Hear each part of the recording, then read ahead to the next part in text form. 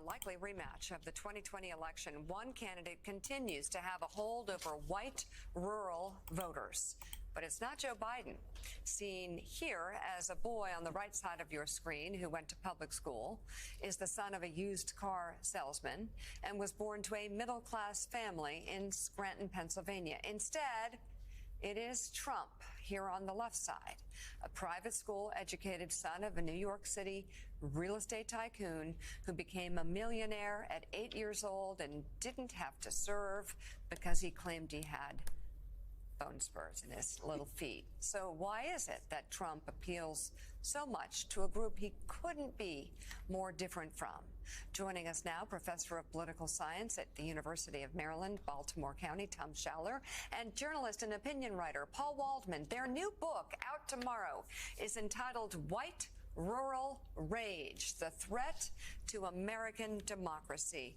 And Tom, we'll start with you. Why are white rural voters a threat to democracy at this point? You would think, as we pointed out, looking at Joe Biden's background and Donald Trump's, that the opposite would be true. I mean, we lay out the fourfold interconnected threat that white rural voters pose to the country. First of all, and we show 30 polls and national studies to demonstrate this, so we provide the receipts in Chapter 6. They are the most racist, xenophobic, anti-immigrant, and anti-gay geodemographic group in the country. Second, they're the most conspiracist group. QAnon support and subscribers, election denialism, COVID denialism, and scientific... Hey Ken Sen, how did you feel that Oppenheimer won an Oscar and that Nolan has finally won one? Personally, the movie was midder. Ooh, I made a bomb. Ooh, I regret it. Should have dropped the third bomb. I ain't watched no Oscars.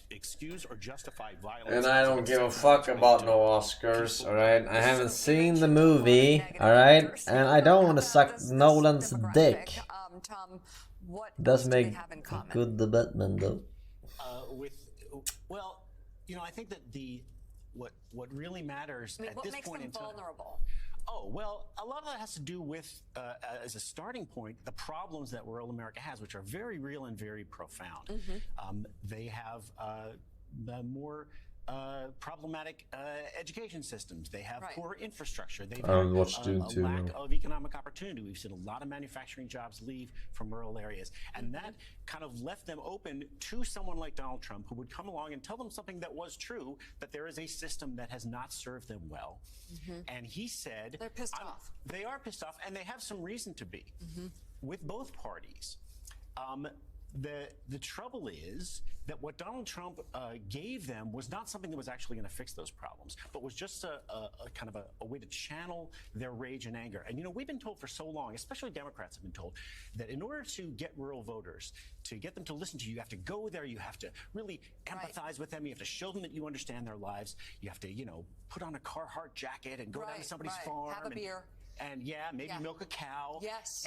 And it turned out that none of that was true. No. When Donald Trump came along, he didn't do any of that stuff. No more links, Mr. Force. Just a conduit for their rage, their anger, their resentment. And that turned out to be what they wanted.